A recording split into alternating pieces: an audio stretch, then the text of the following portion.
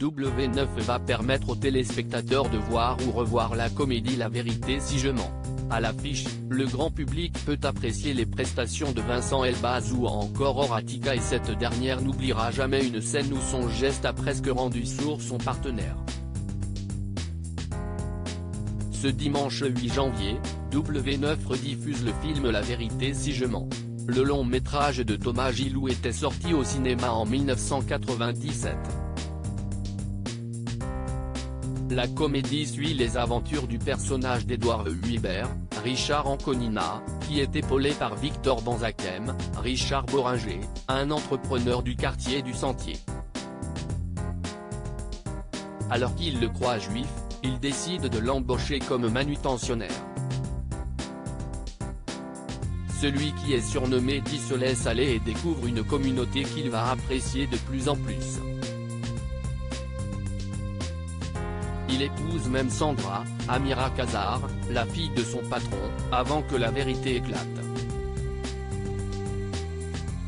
À l'affiche, on retrouve également Eli Kakou, José Garcia, Bruno Solo, Gilbert Melki, Vincent Elbaz ou encore Horatica. Et cette dernière a eu un geste durant le tournage dont son partenaire se souvient encore. Horatica, troublé par son geste envers Vincent Elbaz dans une interview accordée à Première, la comédienne, désormais âgée de 58 ans, est revenue sur son rôle de Karine Benchekrit, la maîtresse de Dov Mimran, incarnée par Vincent Elbaz. Cette comédie m'a fait exister aux yeux du public et du métier. À l'époque, j'habitais dans le Marais et du jour au lendemain, c'est devenu la folie. Dans la rue, les gens hurlaient « Karine.